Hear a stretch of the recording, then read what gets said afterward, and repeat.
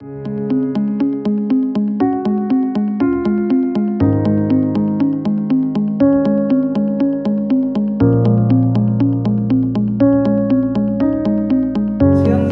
libro España, un proyecto de liberación.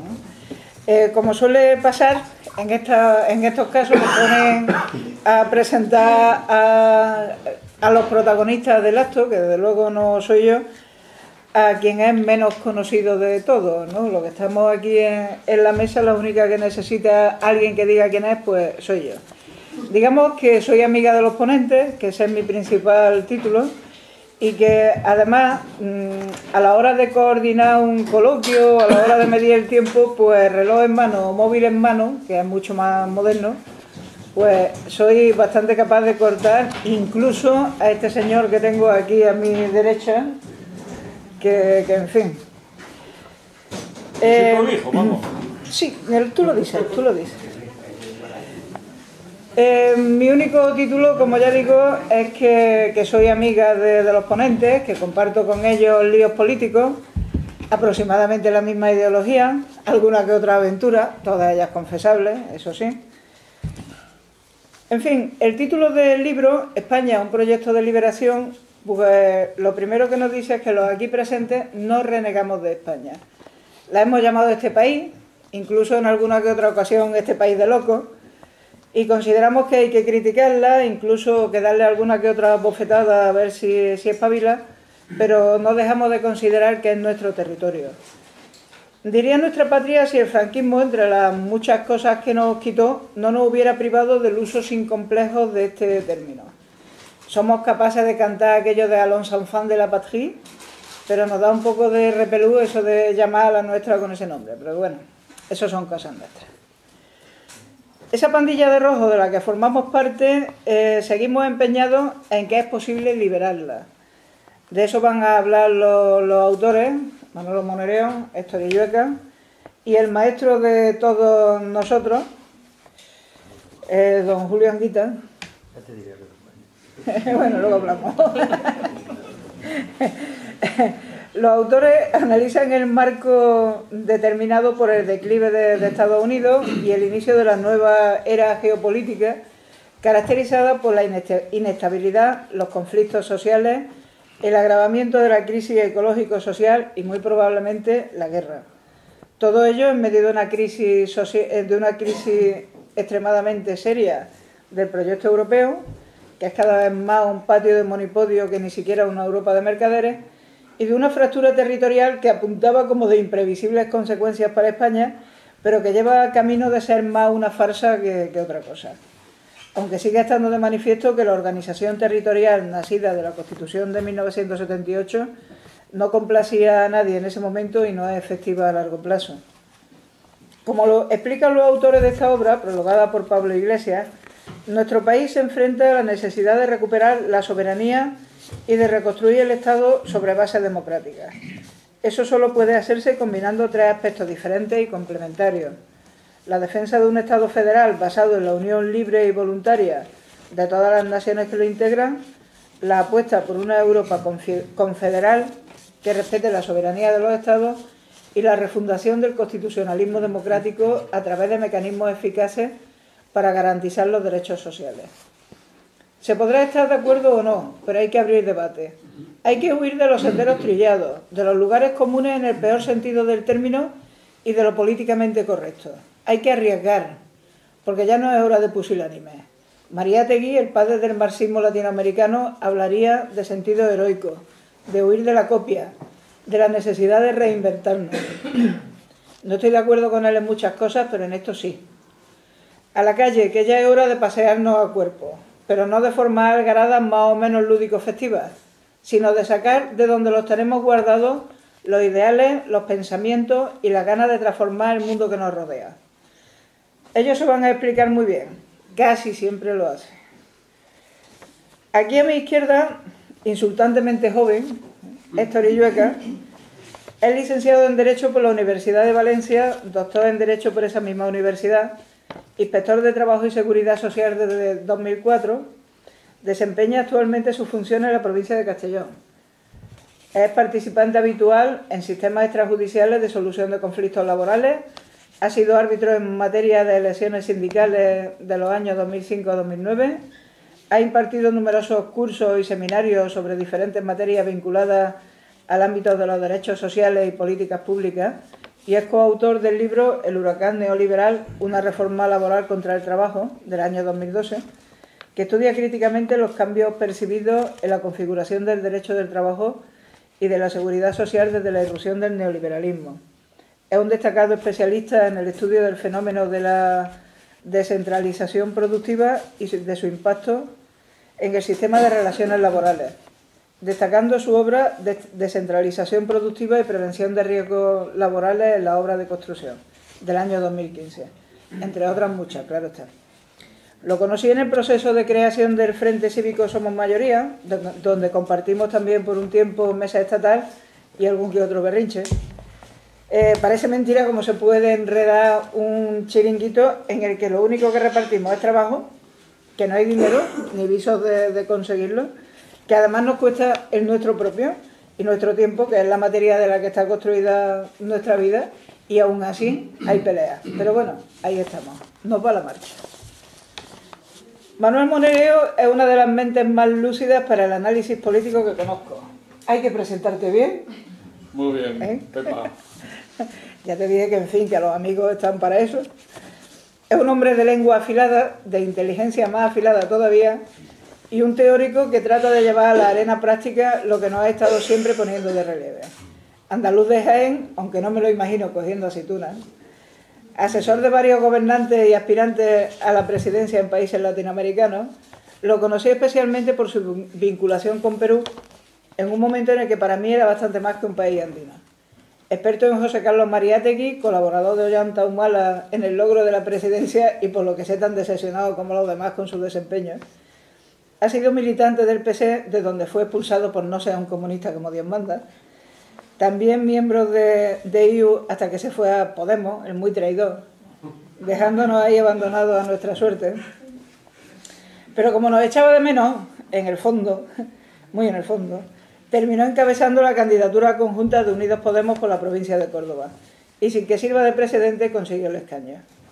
Nos representa como portavoz adjunto de la Comisión Constitucional, miembro de las comisiones de Defensa, de la Supervisión del Pacto de Toledo y suplente en la Delegación Española de la Asamblea de Parlamentarios de la OTAN. Todas ellas de relleno, como se puede apreciar.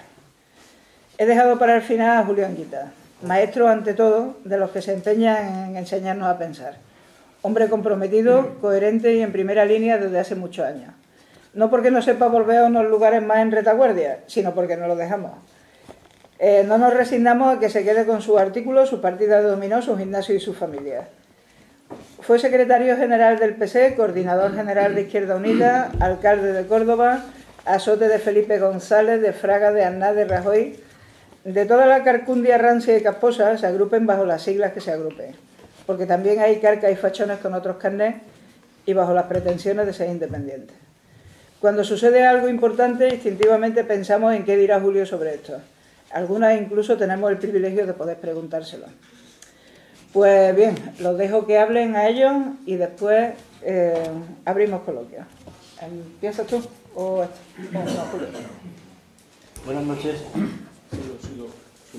Bien, voy a intentar presentar también el libro y lo quiero hacer desde una reflexión muy personal. Siempre he mantenido y mantenemos, los que somos especialistas en historia, que en política la historia es muy necesaria.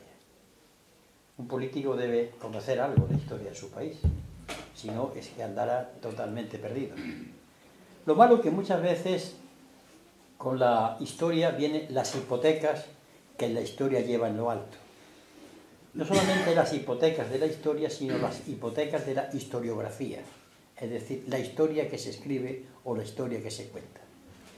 Y una de las hipotecas que en estos momentos comienza a surgir en determinados círculos es el eterno tema de las dos Españas. Para mí eso tiene un peligro tremendo, porque parece ser que nuestro país tiene dos almas que transcurren a través de los siglos y que están permanentemente en debate y que nunca van a encontrar una solución ni ninguna salida. Desde la visión de Manuel Machado, también Unamuno, el debate entre Américo Castro y Claudio Sánchez Albornoz, parece ser que estamos llamados a tener que enfrentarnos una parte contra otra. Y yo quiero hacer una reflexión sobre eso al hilo del libro que estamos presentando. Yo no creo que haya dos Españas. Hay una España, es la que la propiedad de la tierra ha sido inmutable durante siglos. Hay una España en la que siguen gobernando la economía 100 familias. Hay una España en la que el trono y el altar están indisolublemente ligados. La Iglesia tiene mando en plaza, en la enseñanza, en la sociedad y en la economía, desde hace siglos. Hay una España en la que la hipocresía se ha impuesto como método de vivir en sociedad.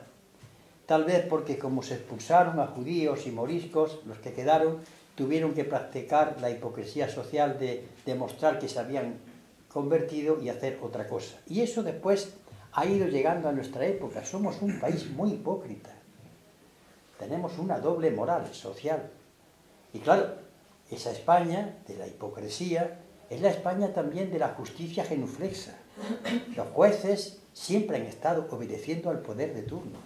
Eso de la independencia judicial está muy bien en los libros, pero en la práctica está muy bien. Pero esto viene ya muy viejo, muy antiguo. Es la España que se niega a pensar, que no le gusta pensar. Tal vez porque en la Contrarreforma la Iglesia Católica, prohibiendo que los católicos o los cristianos pudieran leer la Biblia, que ella solamente interpretaba, el regusto por pensar ha sido perseguido.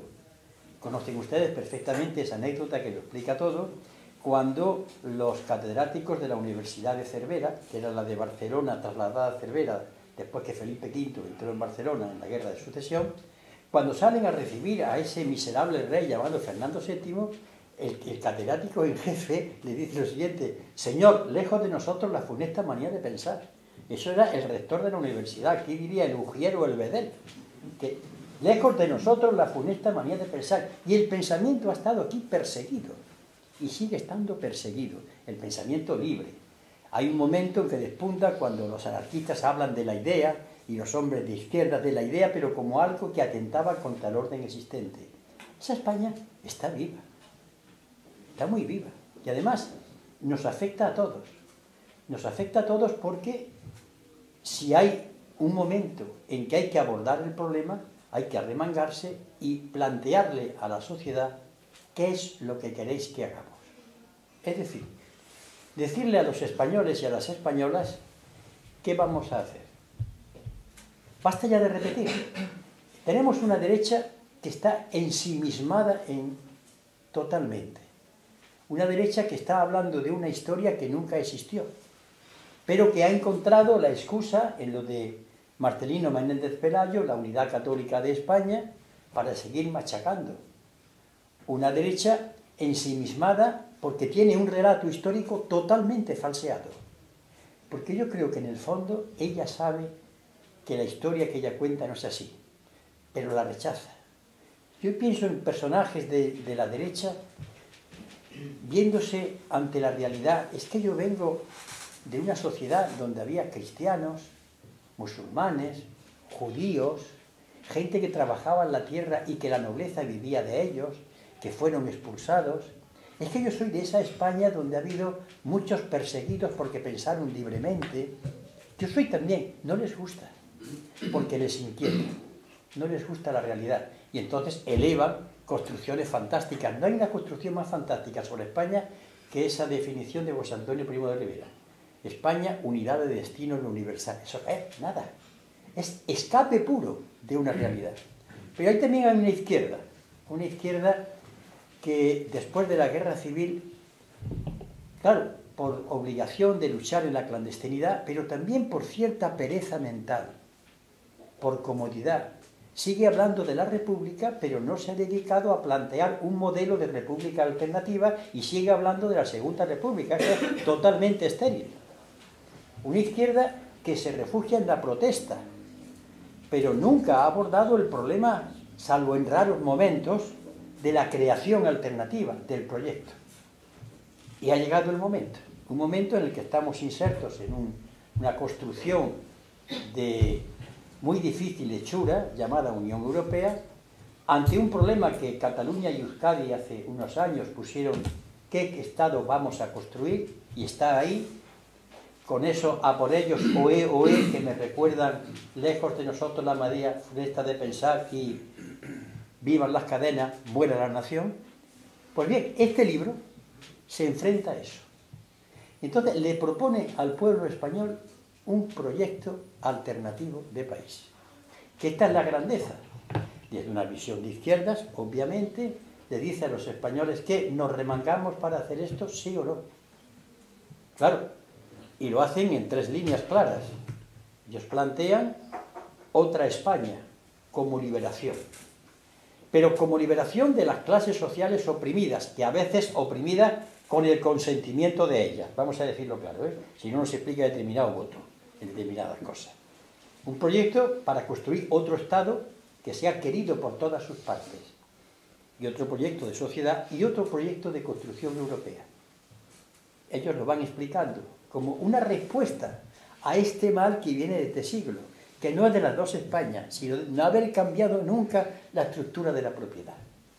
Y van pergeñando y van desarrollando sus respuestas, tanto a la construcción europea, donde retoman una idea que ya fue defendida hace tiempo de la construcción de las patrias, el papel fundamental de los Estados en la construcción de una Europa nueva, con unos valores que son los derechos económicos y sociales de la mayoría, que estén reconocidos para que sean ejercidos directamente, y el compañero Illueca ya lo desarrolla muy bien, porque conoce muy bien el tema del trabajo. Plantea una España federal, obviamente república. Una monarquía federal a mí no me entra en la cabeza, ni a ellos tampoco. Obviamente una España federal en donde se enfrentan al tema de los territorios que la componen, y hay algo que yo estoy totalmente de acuerdo.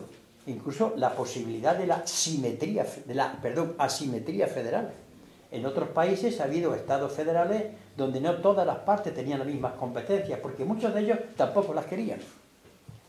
Y plantea naturalmente la cuestión de los derechos en esa futura España. Derechos que se garantice por la nueva Constitución, que esos derechos se apliquen inmediatamente. Y claro, esto les lleva a la última parte del libro, a hablar del famoso proceso constituyente. Termino. Yo creo que este libro, en cierta medida, es un intento de dar una respuesta ante los españoles y decirles, bueno, ¿qué vamos a hacer? Ya está bien de quejarse, ya está bien la izquierda lastimera, ya está bien. Vamos a coger un proyecto y vamos a poner a enfrentarnos y a explicárselo a la gente. Para mí es la grandeza del libro, que no se queja, que no llora, que no insulta, sino que propone, desde el conocimiento de aquello que quiere cambiar. Yo por eso, en fin, aconsejaría que se leyese detenidamente, porque nos va a servir a todos para las actividades que tengamos que hacer, no solamente en el campo de la política, sino en el campo de la cultura y en las relaciones sociales. Nada más.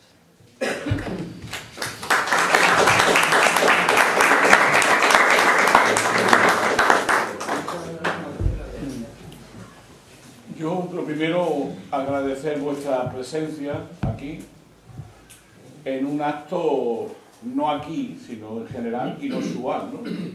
Que es presentar un libro, ¿no? Algo que es anacrónico. No es algo normal, ¿no? Aunque estamos en una librería y no es casualidad que lo hagamos aquí, porque en esta librería, que es una librería para nosotros muy especial, estamos defendiendo el libro, estamos defendiendo un modo de ver la cultura y de intervenir en la cultura. Y por tanto, era para nosotros, y es muy importante, fortalecer estos espacios públicos y ligarlos a una librería que sigue teniendo una concepción progresiva del cambio político y social como es esta librería. Segundo, se trata de presentar un libro, es decir, estamos haciendo un esfuerzo para que el libro se compre. Este anacronismo tiene mucho que ver también con esta historia, ¿no?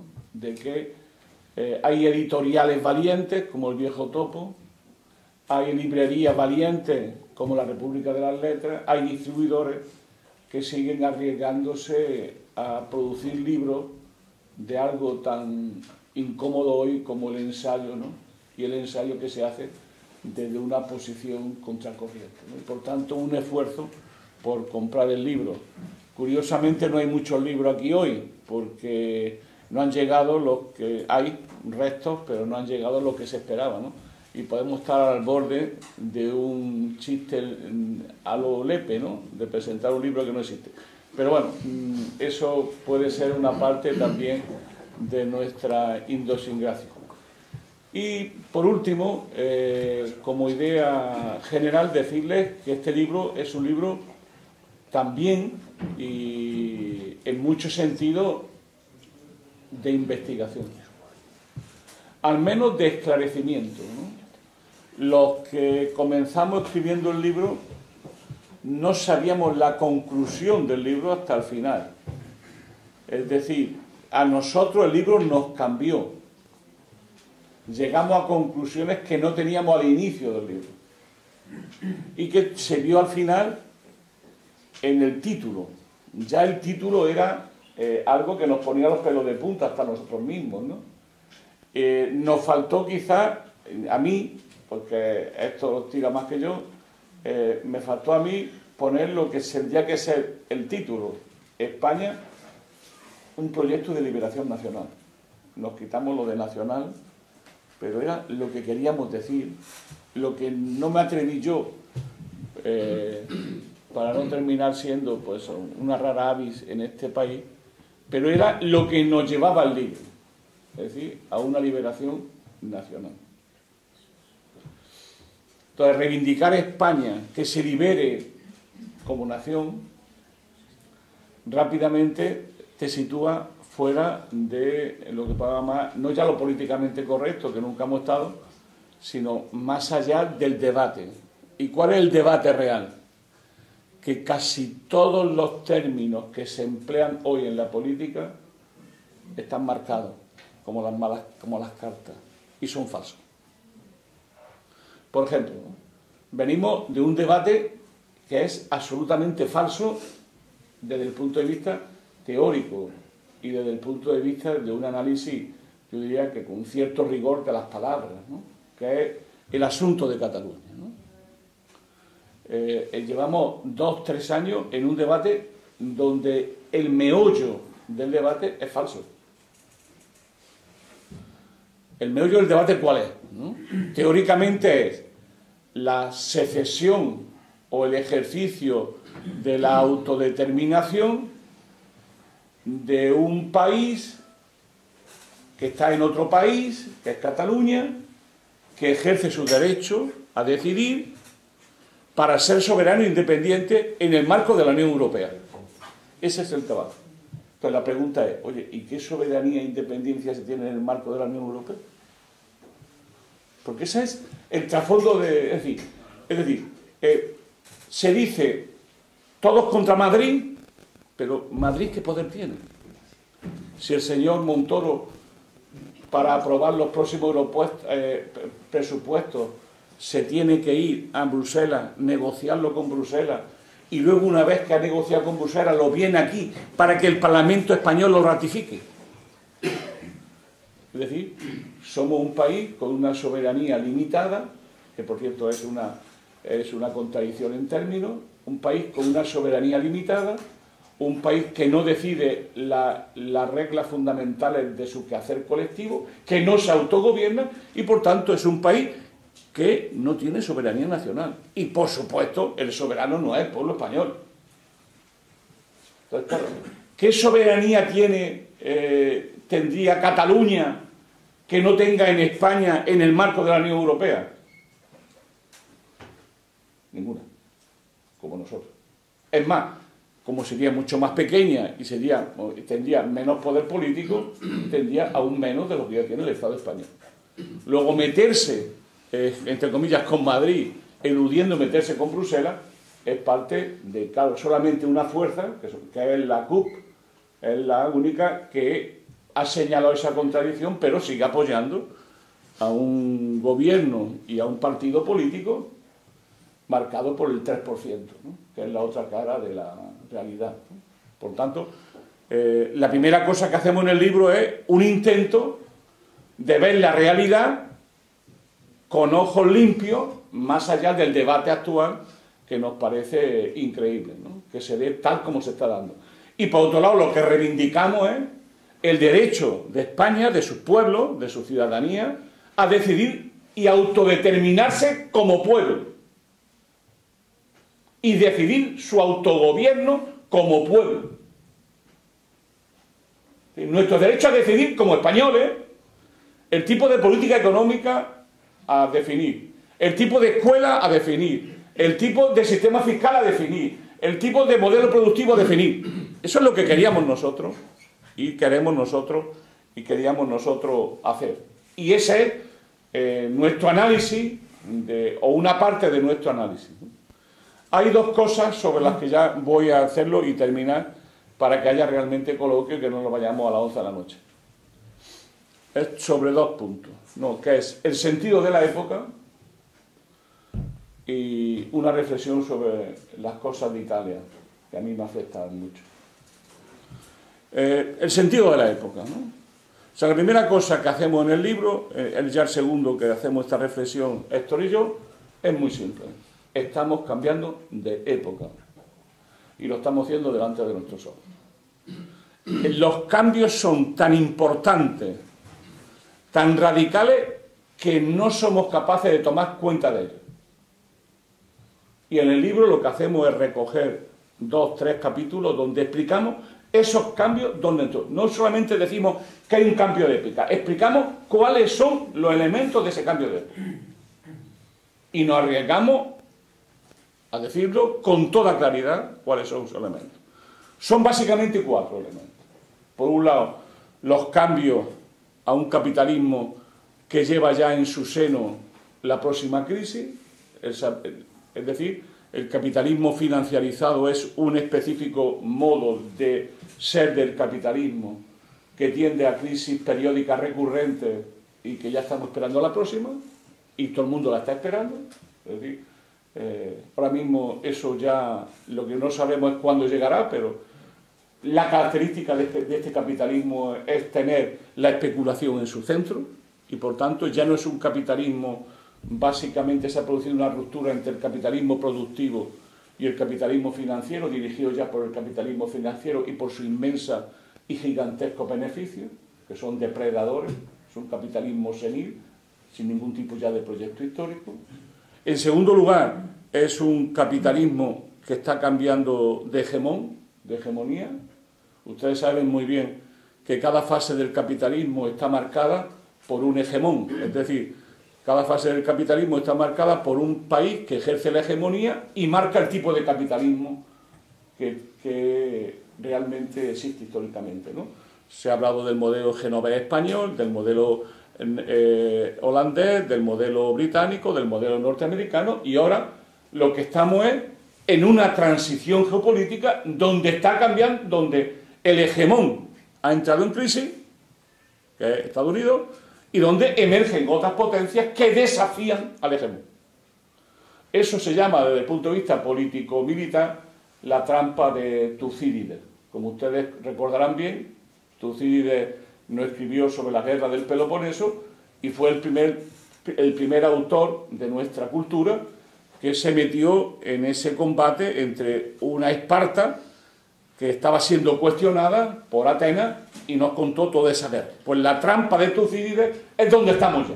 Es decir, estamos ya en los desafíos de una potencia que está siendo cuestionada, que es Estados Unidos, y los cuestionadores o el cuestionador de esa potencia, que es básicamente China, en una alianza estratégica con Estados Unidos, perdón, con Rusia, en torno a lo que se llama el órgano de cooperación de Shanghái. Estamos hablando de que ahí está ya la mitad de la humanidad articulada frente a Estados Unidos. Desde ese punto de vista, nunca, excepto seguramente en 2 momentos históricos, una trampa de Tucídides se ha resuelto sin una guerra. Y por lo tanto, los peligros de guerra y de choque serán enormes. Sin eso no se entiende a Donald Trump. O sea, Donald Trump no es una locura de un loco millonario. No, no. Es la reacción de una parte de Estados Unidos. Fíjense ustedes que no ha habido políticos más vilipendiados por la élite norteamericana que por el mismo Donald Trump. O la élite europea, que dicen perrerías de él. Eso nos debería pensar de que algo está pasando que se nos escapa. Y lo que se nos está pasando es que una parte de Estados Unidos está reaccionando frente a esa pérdida de hegemonía y va a luchar por esa hegemonía desde posiciones de fuerza, usando lo que tiene Estados Unidos, que nunca se dice.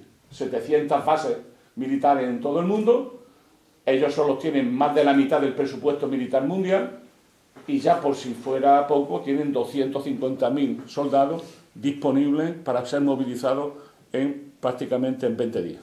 Eso es lo que tiene Estados Unidos.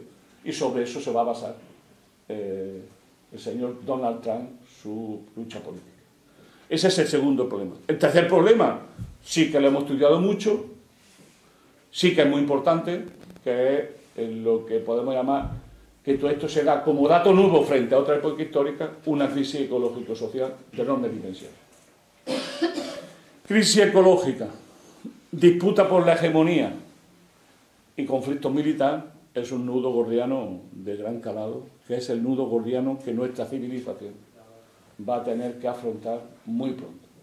Es decir, las tres cosas esas juntas es un nudo terrible. Crisis ecológico-social, recursos escasos cada vez más en disputa, disputa por la hegemonía entre grandes potencias y ya por si fuera poco la cuestión político-militar como definitoria de estas decisiones. Y la cuarta gran cuestión que planteamos es lo que llamamos la crisis del occidentalismo, que sería la crisis de la hegemonía cultural de Occidente en el mundo. Esas cuatro cosas, a mi juicio, las tenemos delante de nuestros ojos. Nosotros la venimos discutiendo y analizando desde hace años y nos parece que es el marco en el que nos vamos a situar. Y termino. Le damos mucha importancia a los temas europeos.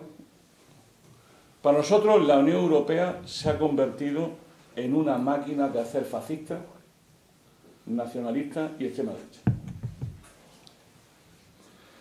Es decir, es lo que llamamos el momento Polanyi. Yo presenté el libro de Polanyi aquí, un libro que se escribió en el año 1945, se publicó, y me reivindico a él. Y los que quieran entender este mundo de hoy tienen que leer a Polanyi. El libro se llama La Gran Transformación, está publicada. Y porque estamos en el momento Polanyi. ¿Por qué está ocurriendo?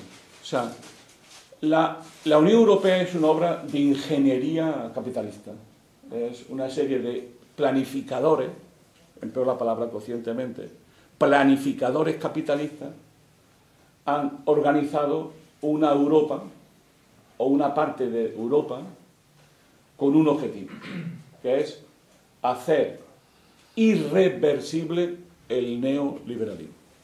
Es decir, esta especificidad del capitalismo salvaje británico. Repito, la Unión Europea es una obra de ingeniería planificada, organizada por los estados y por las clases dirigentes. ¿Para qué?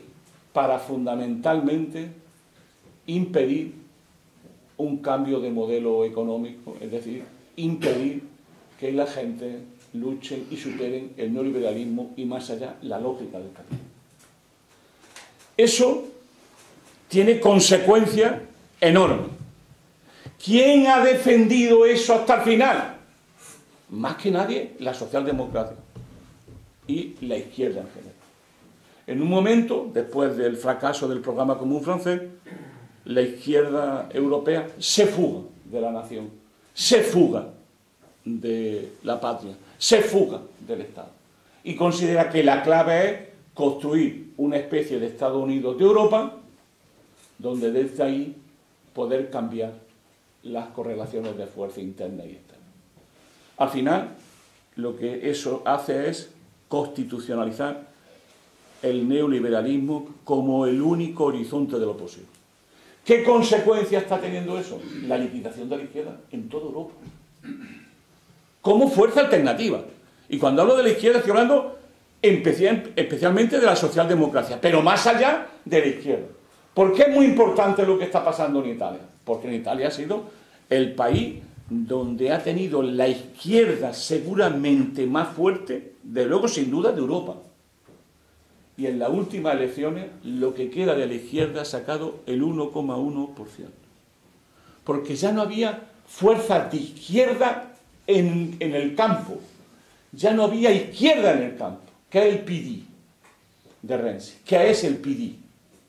Y lo otro era 5 estrellas, y lo otro era la alianza de Berlusconi, con el que yo considero que es el político más fuerte hoy en Italia y el que tendrá más futuro, que se llama Matteo Salvini, que es el que ha convertido la Liga del Norte, la ha convertido en la Liga de Italia. Y que ha obtenido cerca del 17% de los votos, a un punto del PD, a un punto del PD.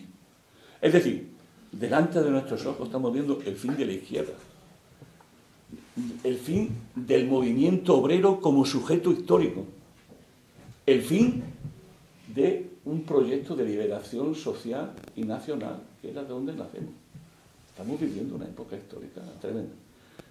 Y sin embargo este pequeño país, este país que apenas si nos gusta, es el único país donde la izquierda crece y el único país capaz de hacer, después de Islandia, una huelga feminista y una movilización como la de ayer. Hay que tener esperanza en este pueblo, hay que tener esperanza en esta sociedad. Porque aquí, de nuevo, como en los años 30, esa es una opinión mía muy personal, España sigue siendo el eslabón débil de esta Europa que se va a la derecha y que no es capaz de generar ni paz, ni trabajo, ni libertad. Muchas gracias.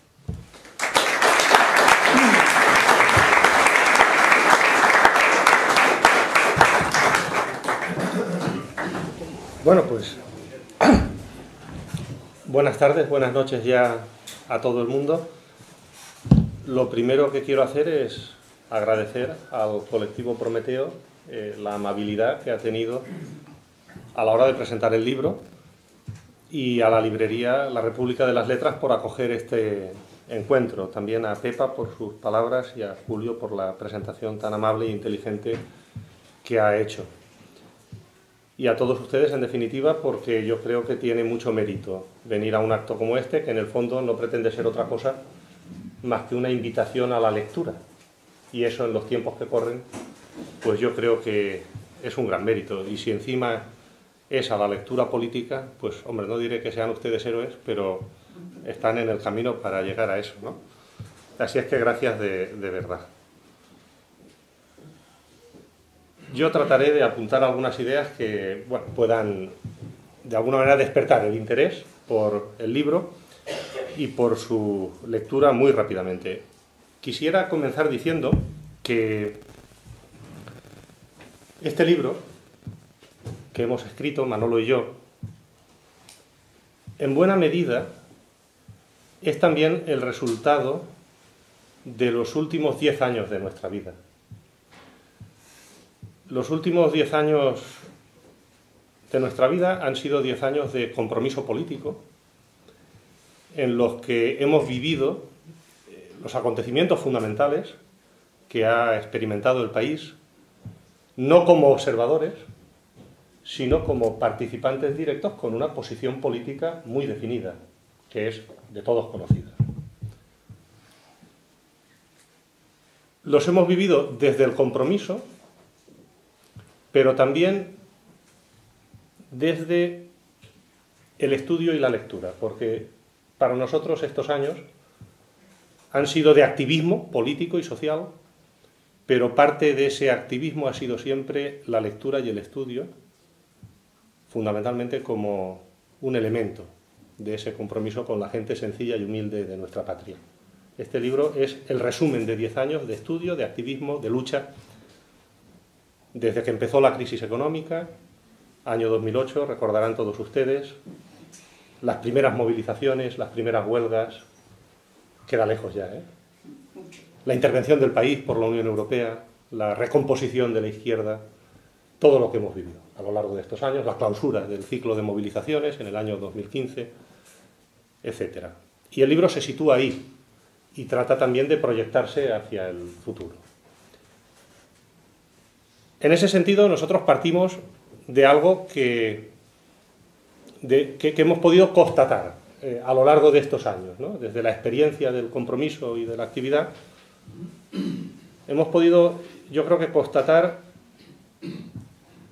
el agotamiento del régimen político vigente y específicamente de la Constitución de 1978. Quiero introducir muy brevemente esta idea. Cualquier sociedad, la nuestra también,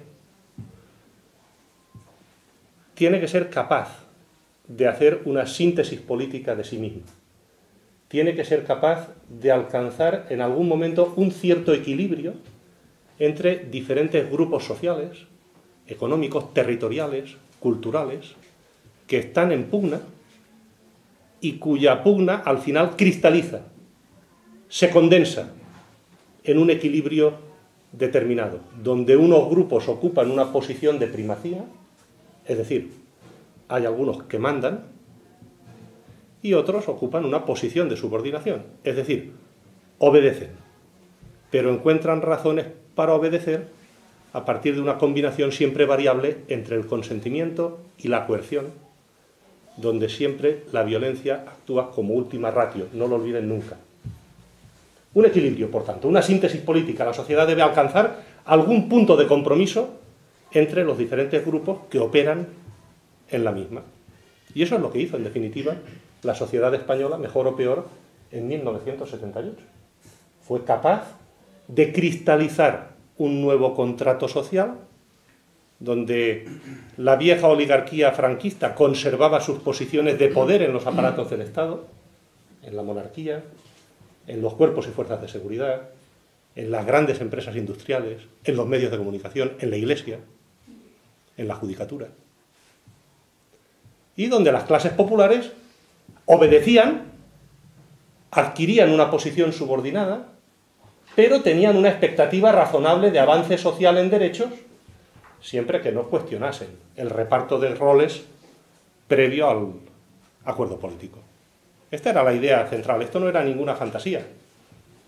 La España de mis padres, la que vivieron mis padres, era una España donde las clases populares podían razonablemente esperar, a partir de importantísimos contrapoderes políticos y sindicales, a partir de la constitucionalización de un amplio grado de pluralismo político, de libertades públicas, podían, decía, razonablemente esperar una mejora de sus posiciones políticas colectivas y tenían una expectativa muy sensata de ascenso social individual. Este era el contrato social de 1978, que era también, al mismo tiempo, un contrato territorial.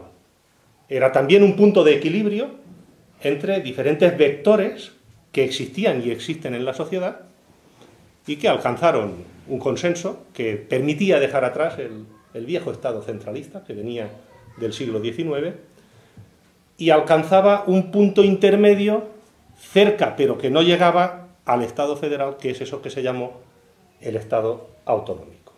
Nosotros partimos de una constatación, decía, y es que tanto el pilar social de ese equilibrio político, de esa síntesis política que la sociedad fue capaz de hacer de sí misma, como el pilar territorial, están hoy agotados.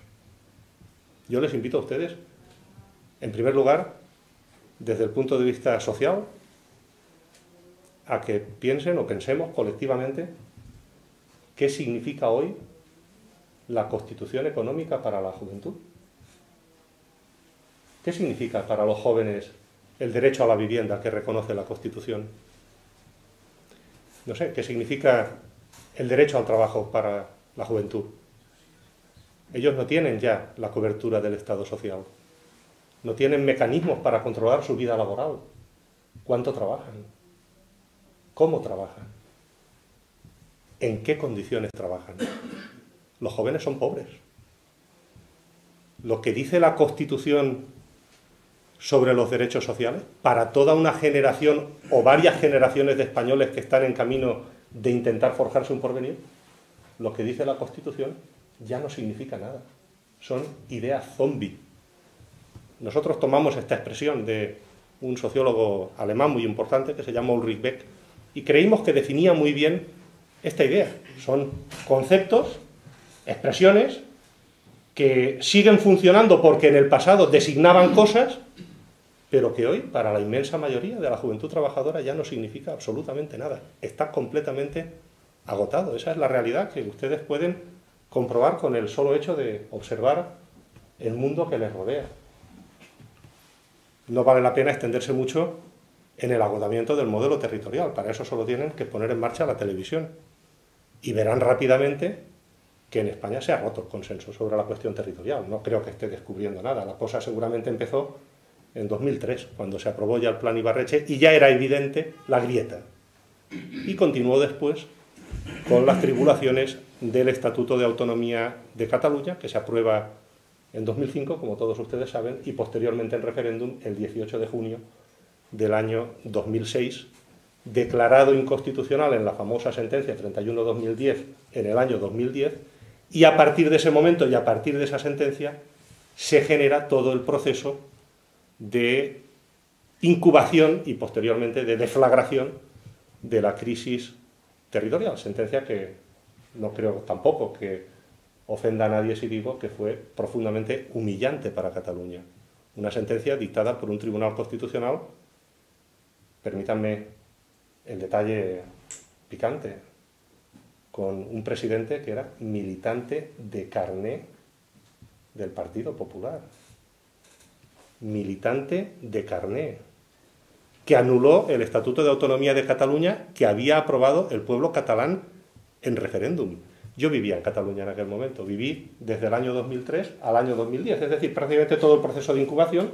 Me destinaron allí como inspector de trabajo, estuve muchos años, me convertí en un catalán más y me enamoré de Cataluña y pude comprobar lo que cualquier persona que observase aquella realidad sabía perfectamente, y es que aquello que se aprobó en 2006 funcionaba, no había ningún problema. Yo era funcionario del Estado, no había ningún problema, funcionaba, y por razones ideológicas aquello se desmanteló y hasta hoy hemos llegado con Cataluña incendiada, y no me alargo porque conocen todos la situación, el anudamiento del malestar social y la cuestión nacional y la crisis territorial.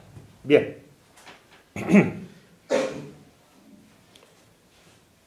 Esto que estoy comentando, el agotamiento de los pilares fundamentales que componen cualquier síntesis política que una sociedad en un momento dado hace de sí misma, por una parte la vertebración territorial del país y por otro lado la vertebración social del país. Esto no debería ser alarmante. Esto, parafraseando el viejo refrán castellano, pudiéramos decir que pasa en las mejores familias. Esto pasa en todos los países. Cuando estas cosas pasan, lo que hace un país es volverse a sentar a redefinir los parámetros de ese equilibrio político-social y volver a establecer un nuevo marco que sea satisfactorio desde el punto de vista territorial, desde el punto de vista social, y que abra un futuro para las generaciones nuevas que están demandándolo. Esto es lo que se hace normalmente en situaciones en las que el modelo se va agotando. Yo creo que esto no es nada descabellado, lo único que significa es que lo que muchos de ustedes hicieron, algunos con más gusto y otros con menos, en 1978, pues no pasa nada, han pasado los años, ¿no? Ha ido envejeciendo y hay que volverse a sentar a replantear pues algunos parámetros fundamentales del acuerdo político-social en España. Esto no es dramático, no tendría por qué serlo, es lo más normal del mundo. Si existe zozobra en la sociedad, si la gente está preocupada, es porque sabe que la clase política se ha convertido en un problema, porque no es capaz de propiciar una nueva síntesis política de nosotros mismos que sea satisfactoria desde el punto de vista social y territorial. Si la gente está mosqueada y de manera más o menos consciente sabe que existe un problema serio que no se está resolviendo, es porque sabe perfectamente que hay poderes fácticos que han capturado el Estado y que lo han puesto a su servicio. Y eso hace que efectivamente haya una situación de bloqueo y de horizontes cerrados para nuevas generaciones y para aspiraciones que ahora mismo están bloqueadas en España. Y este es el problema central en el que nosotros intentamos hacer una reflexión política.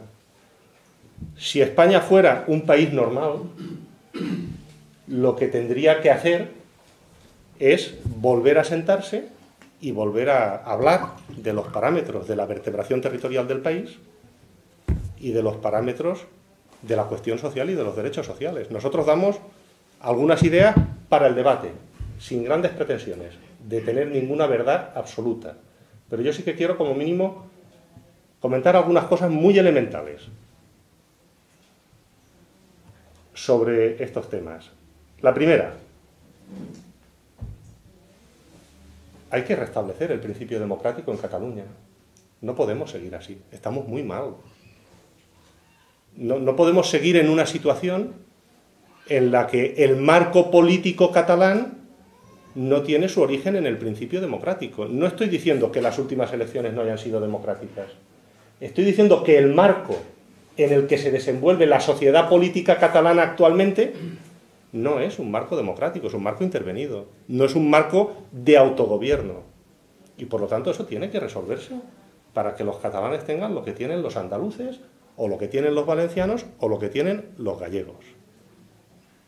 Luego podremos entrar a discutir si eso significa un referéndum pactado con el Estado sobre la independencia, que es una posibilidad, es democrática, y por lo tanto restablece ese principio, o si, como algunos pensamos, todavía no hemos agotado otras vías menos agresivas y hay espacio para un diálogo colectivo que, por ejemplo, cristalice en una gran propuesta de reforma constitucional donde primero votemos todos y luego cada uno vote lo suyo. Que, por cierto, esto que lo dices ahora y algunos se echan las manos a la cabeza, es lo que se hizo en 1978.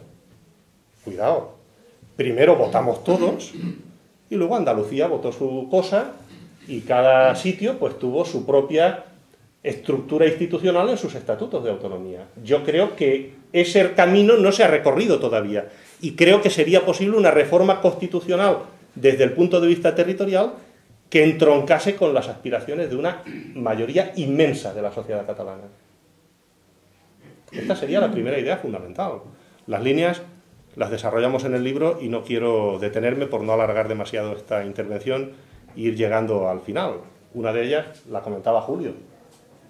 No podemos seguir cerrando los ojos al hecho de que estos años se han puesto de manifiesto aspiraciones de autogobierno en España. La idea de asimetría federal, en el fondo, tampoco es nada nuevo, ya existe. En España, la administración penitenciaria en unos sitios la gestionan las comunidades autónomas y en otros no se ha creído necesario. Pasa con la policía autonómica. ¿Por qué no podría extenderse a otros ámbitos? Como el régimen local, la organización territorial, incluso algunos aspectos de las relaciones exteriores. Oye, si en un territorio hay unos viñedos muy importantes con mucha capacidad exportadora, ¿por qué no pueden tener un representante comercial en tal sitio y tienen que ir a través de la embajada? No lo sé, es una idea, ¿no? Para que entiendan ustedes lo que estoy tratando de transmitirles. O lo que es el actual Senado, que es algo humillante desde el punto de vista democrático. Es antidemocrático y antifederal. Un Senado forjado sobre circunscripciones electorales provinciales, con elección mayoritaria y atribución del mismo número de representantes a todos los territorios, que es una cosa increíble, que impide que las comunidades autónomas participen en la dirección política del Estado. Fíjense ustedes en la paradoja. Ustedes, cuando hablan del Estado, en lo que piensan normalmente, primero de todo, es en la comunidad autónoma, ¿no? Cuando ustedes se ponen enfermos, quien les atiende es un profesional de la comunidad autónoma. Sus hijos van a colegios, a institutos, a universidades que dependen de la comunidad autónoma. Es decir, para ustedes el Estado, y para ustedes, cuando digo para ustedes, digo para nosotros, para las clases populares, trabajadoras de este país, el Estado es la comunidad autónoma. Fundamentalmente, es luego otras cosas, pero primero que todo es la comunidad autónoma. Pues bien, resulta que con el actual Senado la comunidad autónoma está excluida de participar en la dirección política del Estado a través de la función legislativa. Es algo que no tiene sentido. Son fundamentales a la hora de relacionarse con los ciudadanos, pero están excluidas de la dirección política del país. Bueno, eso podría resolverse con un Senado federal en el que las comunidades autónomas tuvieran su papel, la idea de solidaridad, etc. Y desde el punto de vista social, otros elementos para el debate muy rápidamente, que ya ha planteado Julio, y que nosotros desarrollamos, y que yo creo que podrían tener una enorme receptividad en la sociedad. Lo que nosotros decimos es muy sencillo. Vuelvo al principio de mi intervención ya para ir concluyendo. Hemos dicho que la Constitución del 78 es una síntesis política, ¿no? Un equilibrio. Cuando hablamos de equilibrio, cuando hablamos de síntesis, significa que unos ponen unas cosas, ¿no? Y otros pues ponen otras. Esto es un equilibrio. Bueno, pues en la Constitución del 78 pasa una cosa que resulta sorprendente. Lo que pusieron unos, la monarquía, incluso los derechos individuales fundamentales, no digamos ya el Estado autonómico, es sagrado, es intocable, no se puede cuestionar. Y si se cuestiona, caña. Y lo que pusieron otros, las clases populares, trabajadoras en la lucha antifranquista, en el periodo de transición política, los derechos sociales, la satisfacción de las necesidades de las grandes mayorías sociales, lo que pusieron otros, por no ser, no son en la Constitución ni siquiera derechos. Son principios rectores del ordenamiento jurídico, ¿no? Es decir, forman parte más de la retórica que del derecho como orden coactivo. Lo que nosotros planteamos es una idea muy sencilla, y es que, al final, todos los derechos, tanto los individuales como los colectivos, son estructuras administrativas financiadas por los ciudadanos para satisfacer necesidades sociales. Esto se ve muy claro en el caso de la sanidad, se ve muy claro en el caso de la educación, estructuras administrativas financiadas con impuestos para satisfacer una necesidad social. Pero pasa con todos los derechos. Piensen ustedes un momento en la inviolabilidad del domicilio, ¿no? Que se considera el derecho negativo por excelencia. No, el Estado no puede intervenir en el domicilio. Oiga, pero si usted no tiene un sofisticado aparato policial, registral y administrativo, usted no puede garantizar el derecho a la inviolabilidad del domicilio de las personas. Quiere decirse que al final los derechos son siempre servicios públicos. Bueno, pues ha llegado el momento de que los derechos sociales se eleven a la Constitución con el mismo rango que los derechos individuales y que seamos capaces de pensar juntos instrumentos para poder garantizarlos de manera efectiva. Por ejemplo, que está en vigor lo que voy a decir a continuación, por la vía del Pacto Internacional de Derechos Económicos, Sociales y Culturales, ratificado por España en el 77 y por lo tanto parte del ordenamiento interno, pero el Tribunal Constitucional no lo aplica. El principio de prohibición de, o sea, la prohibición de regresividad en los derechos sociales y el principio de progresividad, que lo explicaré muy rápidamente para que lo entienda todo el mundo. Una cosa, esto se utilizó en Portugal para tumbar una reforma de pensiones similar a la nuestra. En España no lo aplica el Tribunal Constitucional, que es algo muy sencillo, y es que las conquistas sociales son irreversibles y no pueden ser atacadas por desarrollos normativos posteriores que reduzcan o empeoren la protección que disfrutan los ciudadanos. ¿Ustedes se imaginan que el derecho a la inviolabilidad del domicilio dependiera del color político del gobierno de turno? Sería insoportable, ¿no? Bueno, no, pero una cosa es el derecho a la vivienda. Una cosa es el derecho a la vivienda. O el derecho de asociación. No dependen de que gobierne el PP o de que gobierne Podemos, ¿no? Bueno, ¿y por qué la sanidad pública sí? ¿Y por qué el derecho a la vivienda sí? Hay que establecer mecanismos. El derecho al trabajo, la idea de trabajo garantizado. El Estado como empleador de última instancia tiene que comprometerse a garantizarle un puesto de trabajo a todas las personas. Si no, ¿qué sentido tiene reconocer el derecho al trabajo? las pensiones. El Estado tiene que comprometerse al más alto rango constitucional en sufragar cualquier déficit en que incurra el sistema de pensiones. Si no, el derecho de los pensionistas no estará nunca garantizado. Es decir, instrumentos, en definitiva, nosotros apuntamos algunos, que permitan pensar fórmulas para garantizar efectivamente los derechos sociales y darle a nuestras clases populares el nivel de bienestar que se merecen. Termino ya. En el fondo, al final, el debate que tenemos que tener se parece mucho a una idea que planteó hace muchísimos años un británico que se llamaba William Beveridge y que fue probablemente el más importante ideólogo de los modernos sistemas de seguridad social a través de una serie de informes que sirvieron luego de sustento a la construcción de los actuales estados del bienestar que nosotros hemos conocido. Él decía una frase con la que yo quiero concluir, que tiene mucho que ver con todas estas ideas, ¿no? Él decía que el único debate real que tiene que tener un pueblo, el único debate real que tiene que tener un país, es si quiere o no quiere abolir la miseria. La miseria. Ese es el debate real. Y ese es el debate que tenemos que tener en España. Muchas gracias y espero que sea de su interés.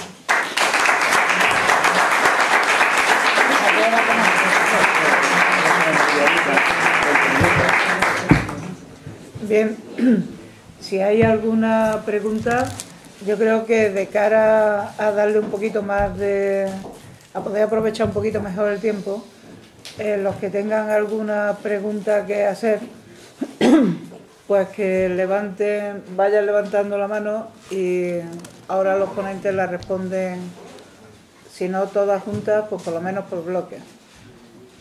Yo quería brevemente, yo no pertenezco a ningún político, además soy abogado en ejercicio, y venía aquí primero porque lo dijo Manolo, que es compañero mío, segundo porque conozco a Julián Guita, una vez me lo encontré y le dije que era admirado suyo, que no coincidiera con algunas de sus ideas. Y también a este hombre que presenta el libro, que tuvimos una entrevista hace poco con él. Entonces yo quería plantear, no perteneciendo a ningún tipo de partido ni nada, el tema de Cataluña. Yo particularmente pienso, y lo que es España, sí, pienso particularmente que aquí lo que ha habido, unas comunidades que han querido tener, una competencia exclusiva, y lo que ha ocurrido es que el resto ha dicho, yo no podía ser menos.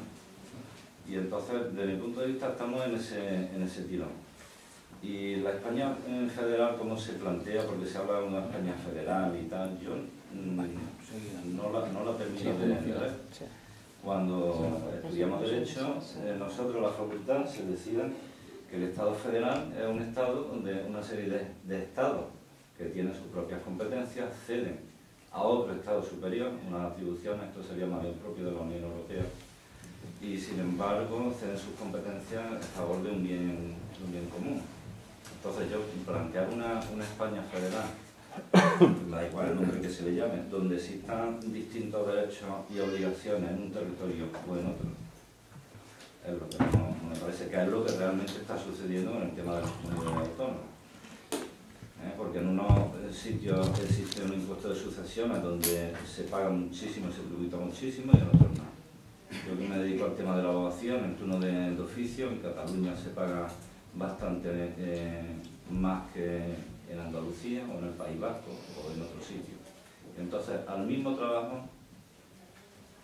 y la misma profesión, iguales derechos para todos, ¿no? Eso es un planteamiento que yo, una reflexión personal mía sobre este tema. Y luego, particularmente, pues tampoco,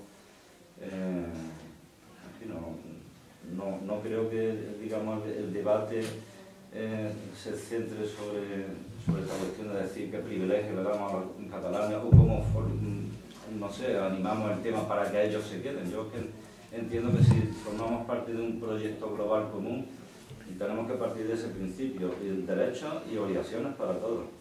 Y luego coincido con lo que decía don Julio, el tema de... Te pediría que concretara porque es que... Bueno, ya está, solamente el tema histórico que lo que ha comentado, efectivamente partimos de una serie de bases, los españoles somos así por una serie de cuestiones y a lo mejor lo que precisamente habría que cambiar es, digamos, la educación desde la base para que cambie esa mentalidad española. ¿Más cuestiones? Toda la vez no, por favor. Bien, pues entonces, cuando queráis. Yo termináis. O sea, yo... no os peleéis, que si no terminamos rápidamente y terminamos ahora.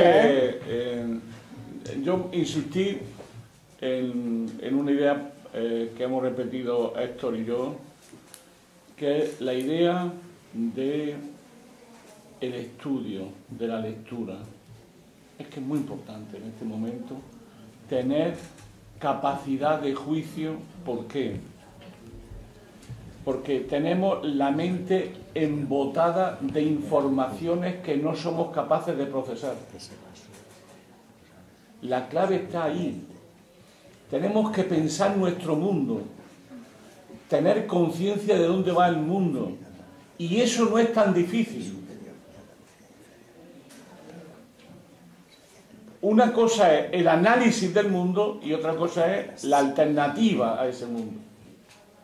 Pero el análisis se puede estar de acuerdo con muchas posiciones políticas. Lo que nunca estaremos seguramente de acuerdo es qué alternativa le damos a los problemas. Pero es fundamental estudiar, volver a hacer seminarios juntos, grupos de lectura, sentarse y decir, vamos a reunirnos un vino, pero antes vamos a estar una hora discutiendo del libro y que uno lea un capítulo, que otro lea otro capítulo, que otro haga un esfuerzo y lo haga. Primer punto que yo querría subrayar. Segunda cuestión, y ya termino. Es que no se puede hablar de España, insisto, sin saber que España no es un país soberano. Es que de lo que tú planteas hay un supuesto que ya no es verdad. Es que España no decide su destino. Me diréis, ¿quién lo decide? Teóricamente tendría que ser el pueblo español, organizado democráticamente, pero no es así. O sea, si mañana, pongamos por caso, hay un gobierno de Unidos Podemos, una serie de políticas que tienen que ver con la vida de las personas, no las podríamos hacer porque la Unión Europea nos lo impediría. Pero perdone, yo es que esto no lo entiendo. Un momentito, Sí. pedimos la palabra. ¿Por qué? Porque España ha aceptado unas reglas, todos los gobiernos la han aceptado inteligentemente para impedir que esto se pueda hacer. No sé si entienden ustedes la idea. La idea es, en España, tanto el PSOE como el PP han aceptado unas reglas del juego que se llama Tratados de la Unión Europea, Tratados y Funcionamiento de la Unión Europea, que nos imposibilita hacer política democrática avanzada. Eso, donde lo hemos visto, ¿dónde ha sido? En Grecia. Llega un gobierno y lo que quería hacer el gobierno era aplicar su constitución, que es lo que tendríamos que hacer nosotros, aplicar lo que dice la Constitución, convertir lo que dice la Constitución en un proyecto de vida colectiva y cumplirlo. Eso tendría que ser la labor de cualquier gobierno digno del país. Bueno, pues una gran parte de la Constitución española no se podría aplicar como parte de las políticas de la Unión Europea. Ese es el problema. Me diréis, ¿y esto es una barbaridad? Pues claro que es una barbaridad. Pues claro que es una barbaridad. Pero eso lo hemos consentido nosotros votando a gobiernos que nos han amarrado para impedir que los que tienen la sartén por el mango la pierdan. Y el mecanismo, antes había un mecanismo que lo hemos vivido todos.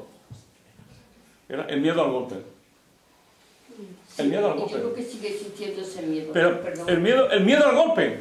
Es decir, antes eran, cuidado, esto no se puede hacer porque están los militares. Cuidado. Fijaros cuando llegó Felipe González en el 82. Ustedes no se acordarán, pero nosotros sí lo acordamos. Y era, esto no se puede hacer ¿por qué?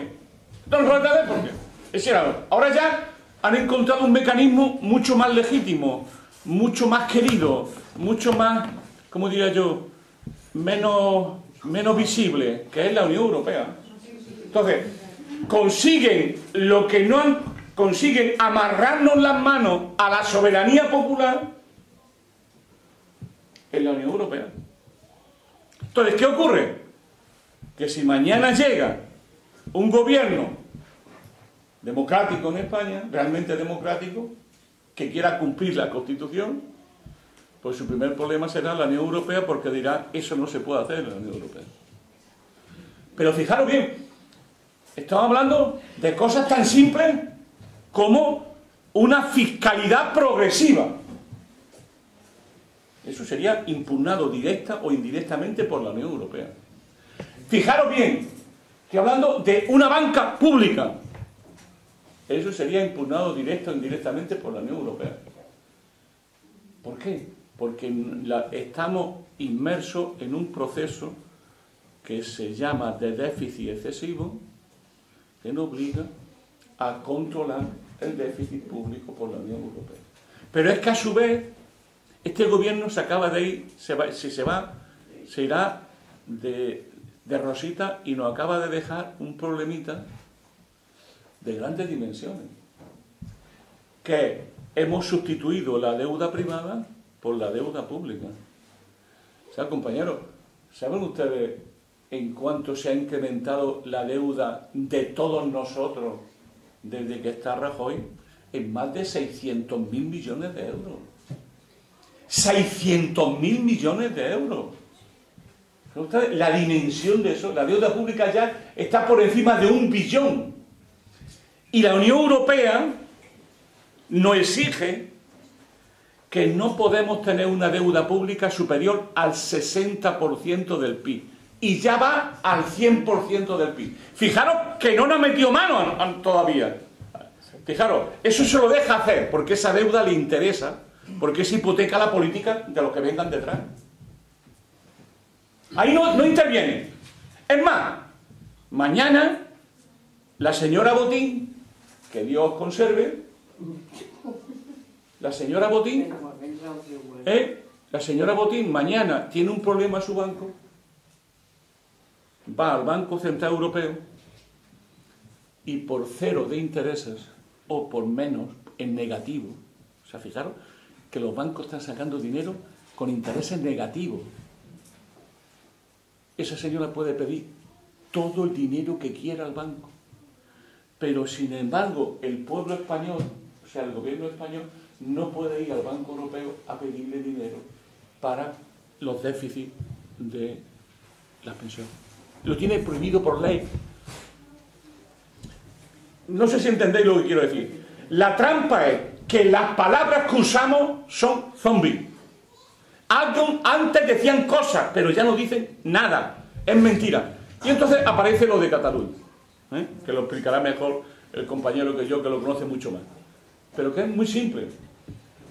Si tú, o sea, vamos a ver, Convergencia y Unión, no voy a entrar en el tema jurídico que lo hará esto mucho mejor que yo.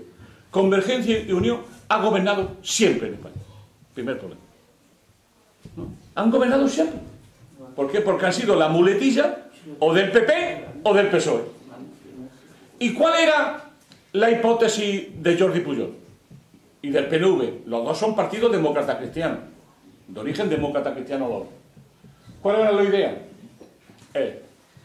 Puesto que el Estado español se va a disolver en la Unión Europea, fortalezcamos la Unión Europea, la Europa de las regiones, y la Europa de las regiones terminará siendo la Europa de los Estados más pequeños.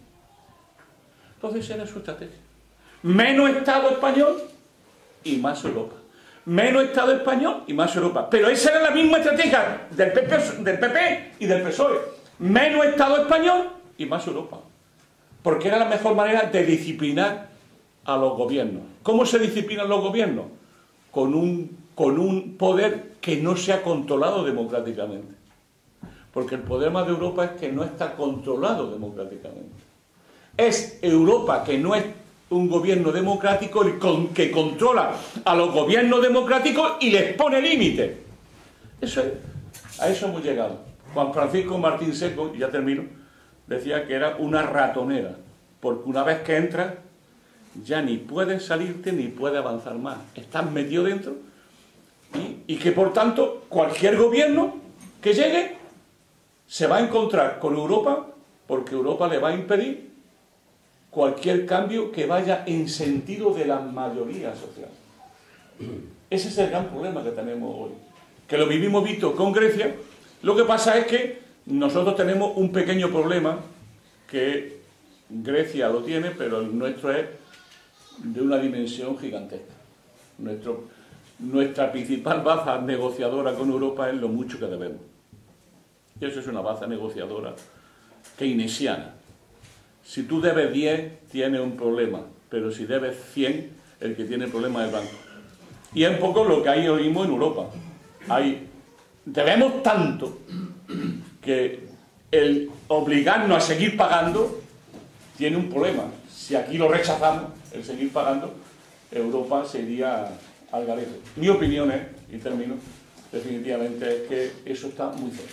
Yo estoy plenamente convencido de que la economía del euro tiene los días contados y que dentro de poco tendremos que pensar un mundo donde el euro ya no sea nuestra moneda.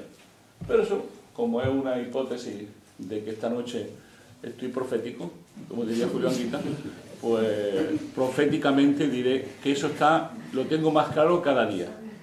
El euro tiene los días contados y bastará que un gobierno de 5 estrellas con Matteo Salvini le digan que no a la Unión Europea para que la cosa estalle. Y miren ustedes por dónde. Es una cosa curiosa. Todos pensábamos que el euro iba a caer por la izquierda y a lo mejor cae por la derecha. Manolo. Sí, bueno, yo decir que el libro yo lo estoy terminando, prácticamente lo tengo terminado, creo que va a ser muy útil para mucha gente.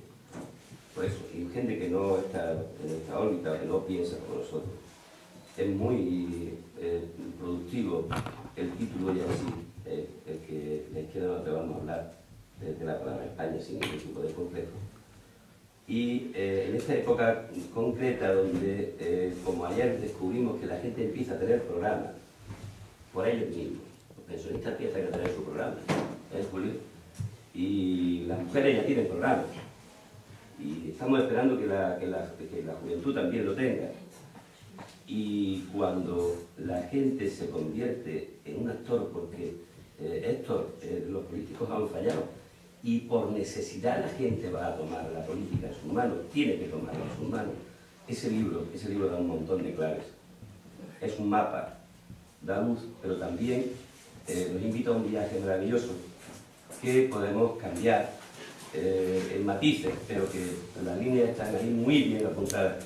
Y nada más que eso, que lo extendamos para que se convierta en un manual para mucha gente y bueno, porque gracias a las mujeres, a los pensionistas y a gente como Héctor y como Manolo por ayudarnos a recuperar la ilusión. Sí, yo no, en principio además se me olvida casi, pero yo esto de que ceder soberanía sea antidemocrático, yo en principio es que no lo veo, porque bueno, nosotros como región tenemos unas ciertas atribuciones para hacer y nosotros decidimos entrar en Europa, es un proyecto ilusionante, que ahora mismo la cuestión económica es muy complicada y efectivamente donde está es muy complicadísima. Y que luego habrá que meterle mano, pero no creo que ceder soberanía sea en principio antidemocrático. Habrá que pelear porque se oigan más voces aquí en esa Europa. Y luego una cosa que quería preguntar, ¿por qué España es un país hipócrita? ¿Sí? El compañero... Yo quería preguntar si guardáis alguna confianza en el PSOE de Pedro Sánchez, si que podemos hablar de un PSOE de Pedro Sánchez de cara a las próximas elecciones, para llegar a un país. ¿Tú querías preguntar algo, querías intervenir? No, yo quería comentar el tema de que ha llegado un momento social con esto de la crisis, que realmente hay una amplia población de determinada edad que ha entendido miedo. Miedo al golpismo, miedo a la guerra, miedo a reaccionar, y esa gente no está ahora en la calle, vamos, pero en aquel momento, otra vez, la gente se replegó, y se replegó la mayoría de personas mayores de 60 y 70 y algo. Y eso fue latente, eso está ahí, ese miedo sigue latente. Hay gente que nos damos miedo, evidentemente, y educamos para no tener miedo, pero que hay una población que tiene miedo. Miedo a lo que decía el compañero, el movimiento, la sombra de la guerra, los enfrentamientos, esa mala información que tenemos en los medios, que si China ataca, que si Corea hace, que... Yo creo que sí, que puede estar manipulando a la población, evidentemente nos manipulan e intentan eso, zombificarnos, pero que ese sentimiento está ahí, está en la calle, está en la gente. Por allí, por el fondo. Sí, me gustaría saber qué tiene que pasar en este país para que cambien realmente las cosas. ¿Cuál es el punto de inflexión donde ya no hay marcha atrás? Si porque se va la Unión Europea a garete, porque el euro está a garete, porque la movilización social es ya masiva, ¿qué tiene que pasar en este país? Bien, pues alguna intervención más, porque con esto cerramos el turno. Sobre todo porque es que si no nos vamos a tener que quedar a dormir aquí, básicamente.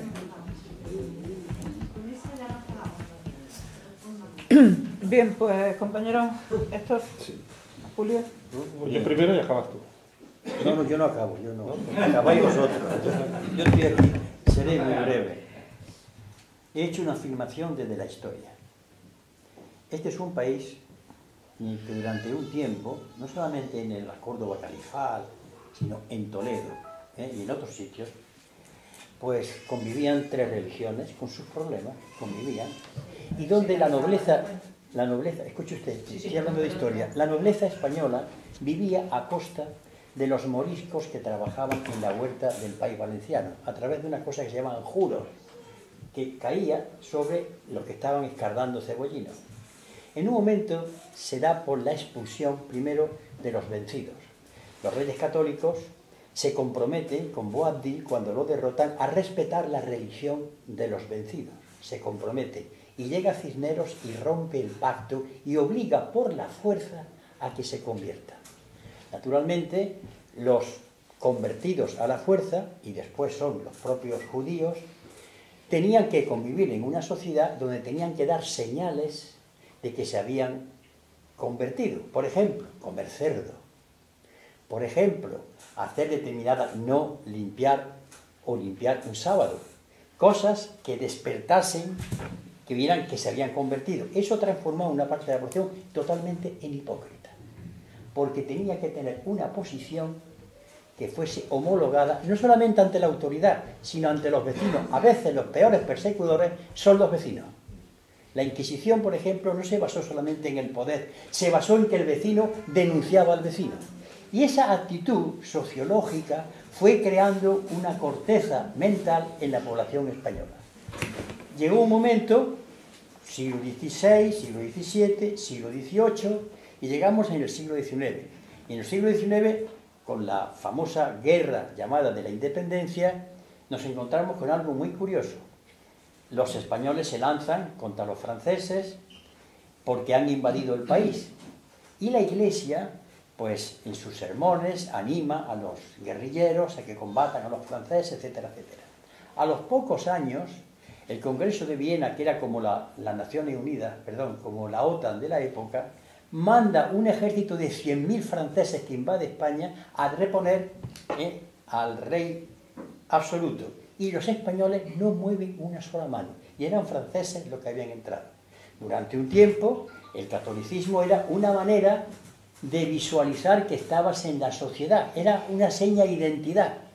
Y el país no podía hablar. Usted no sé, pero yo que he vivido en el franquismo, niño no hables, niño no te señales, niño no te metas.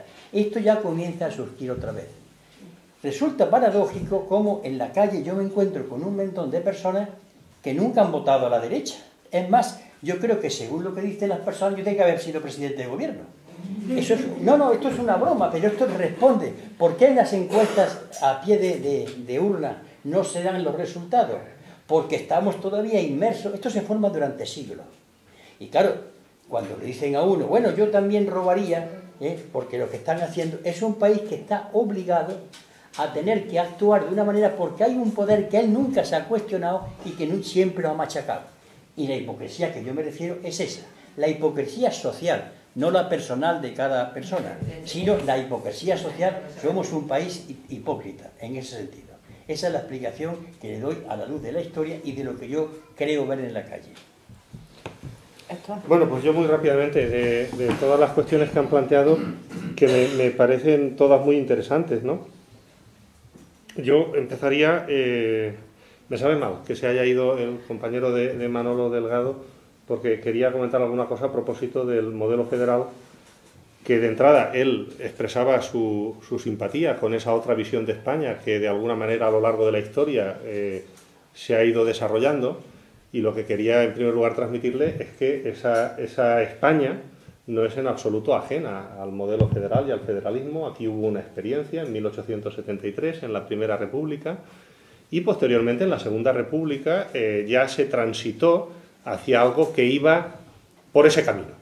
No llegó, porque todos sabemos cómo terminó, pero ese era el camino, ¿no? Y de alguna manera la Constitución del 78 también es un avance que va en ese camino, y yo creo que lo lógico y lo que de alguna manera entronca más con nuestra tradición y sería fácil o relativamente fácil de hilvanar sería una evolución hacia un modelo federal. El término federal, y es lo que quería comentarle, viene del latín foedus, que significa alianza, significa pacto.